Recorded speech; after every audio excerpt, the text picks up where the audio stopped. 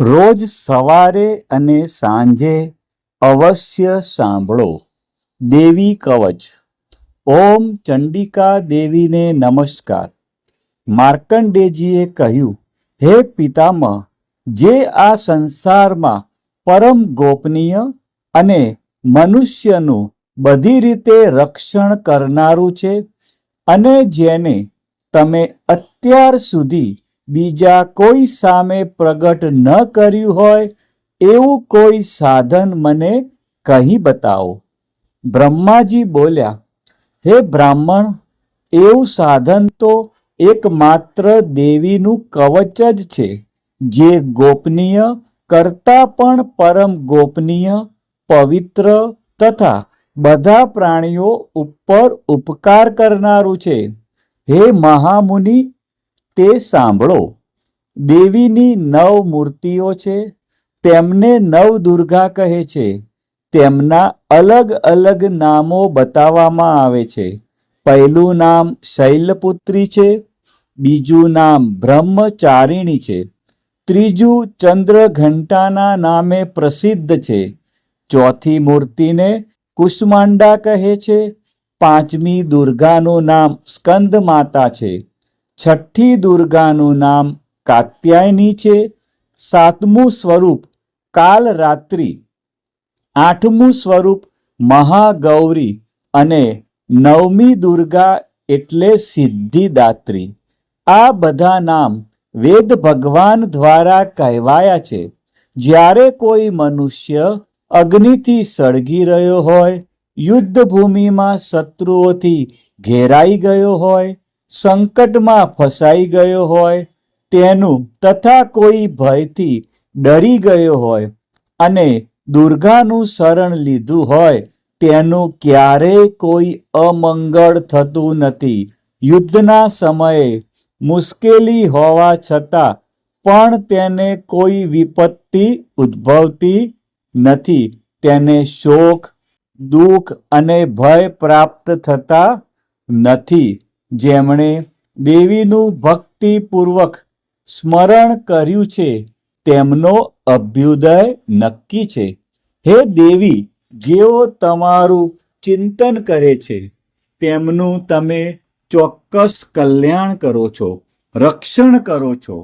ચામુંડા દેવી પ્રેત ઉપર આરૂઢ થયેલા હોય છે અને વારાહી પાડા પર સવારી કરે છે.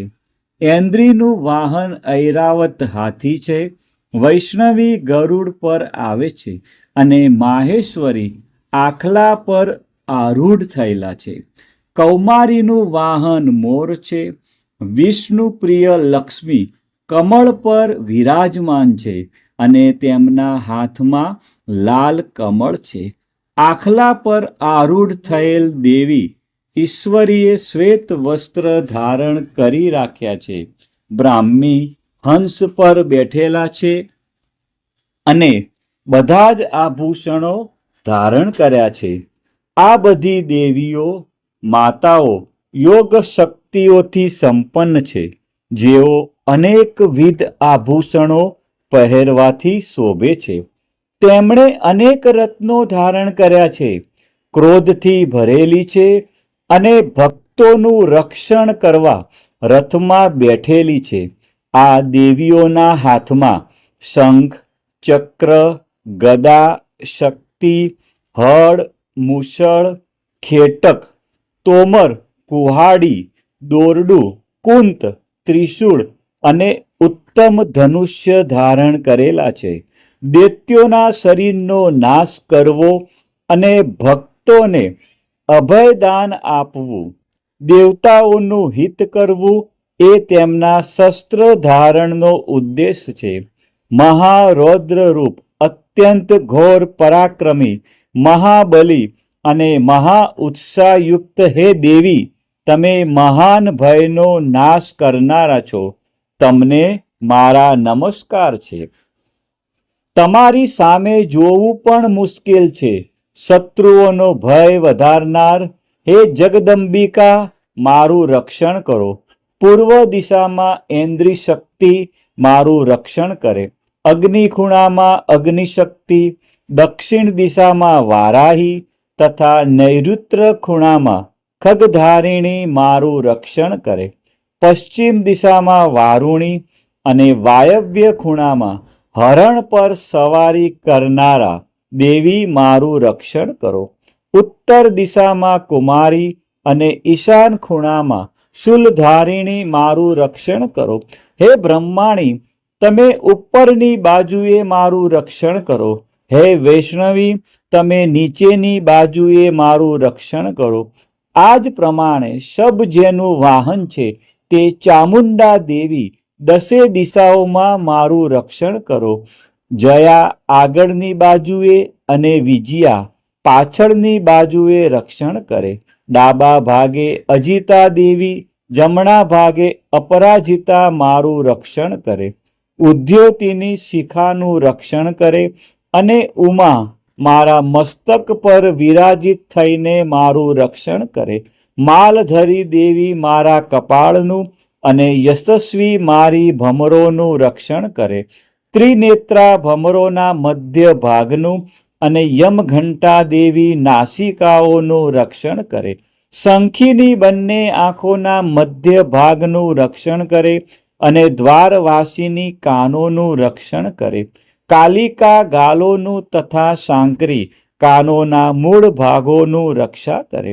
સુગંધા નાસિકાઓની અને ચર્ચિકા દેવી ઉપરના હોઠનું રક્ષણ કરે. અમૃતકલા નીચેના હોઠનું અને સરસ્વતી જીભનું રક્ષણ કરે. કૌમારી મારા દાંતોનું અને ચંડિકા કંઠ ભાગનું રક્ષણ કરે. ચિત્ર ઘંટા ગળાની ઘંટિકાનું અને મહામાયા તાળવાનું રક્ષણ કરે. કામાક્ષી દાઢીનું અને સર્વમંગલા મારી વાણીનું રક્ષણ કરે. નીલગ્રીવા કંઠના બહારના ભાગનું અને અન્નનલિકાનું કૌબેરી દેવી રક્ષણ કરે. ખગીની બંને ખભાઓનું અને વ્રજધારિણી મારા બંને બાહુઓનું રક્ષણ કરો. દંડીની દેવી બંને હાથોનું અને અંબિકા આંગળીઓનું રક્ષણ કરે.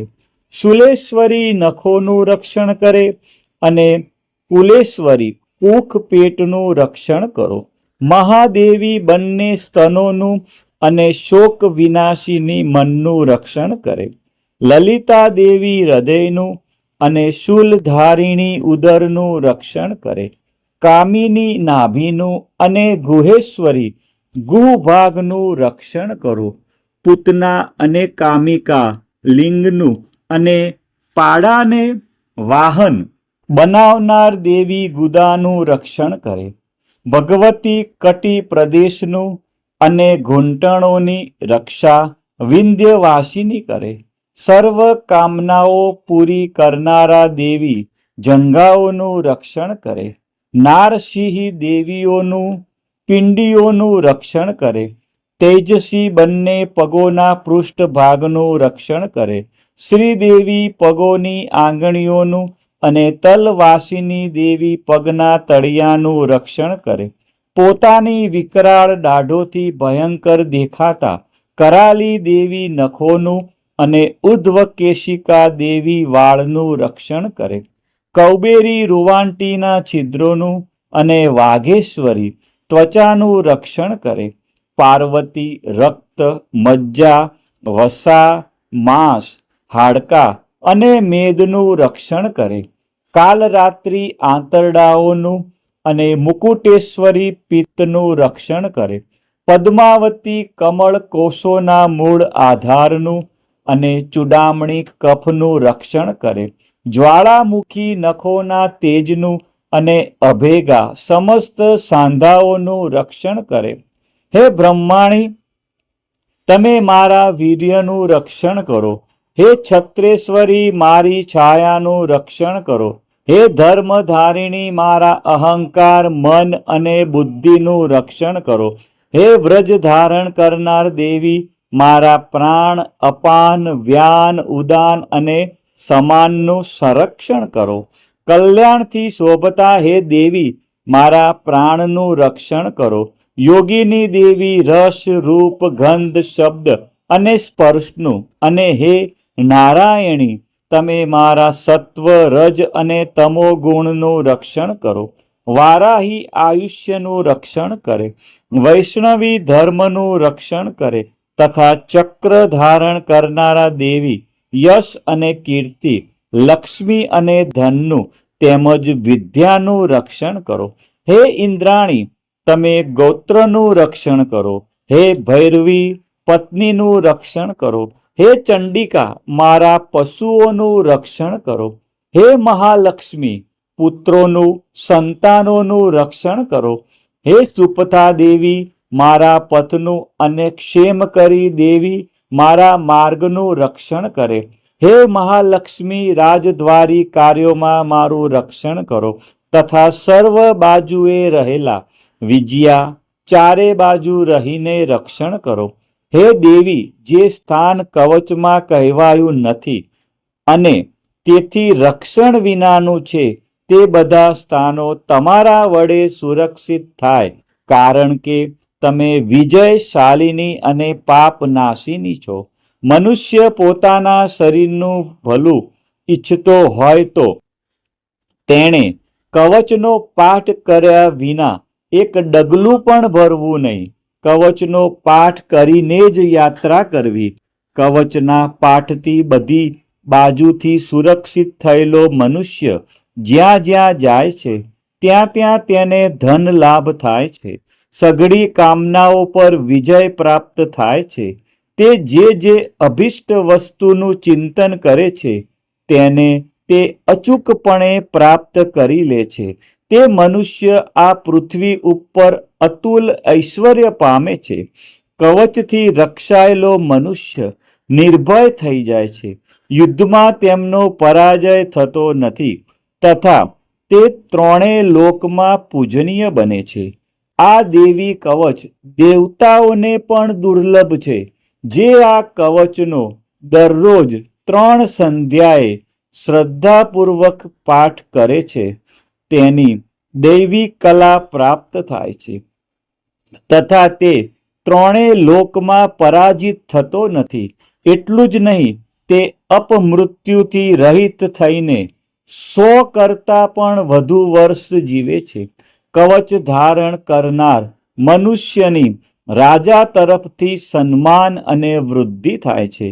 આ કવચ મનુષ્યના તેજની વૃદ્ધિ કરનારું અને ઉત્તમ છે. આ કવચનો પાઠ કરનારો મનુષ્ય પોતાની કીર્તિથી શોભા પામીને પૃથ્વી ઉપર પોતાના સુયશ સાથે સાથે વૃદ્ધિ પામે છે. જે પહેલા કવચ કરીને સપ્ત સતી ચંડી પાઠ કરે છે, તેની જ્યાં સુધી વન પર્વત હોય ત્યાં સુધી તે આનંદથી યુક્ત આ પૃથ્વી ઉપર રહે છે. તેના પુત્રો, પૌત્રો, સંતાન પરંપરા બનેલી રહે છે. પછી દેહાંત થતા તે મનુષ્ય મહામાયાની કૃપાથી નિત્ય પરમ પદને પામે છે.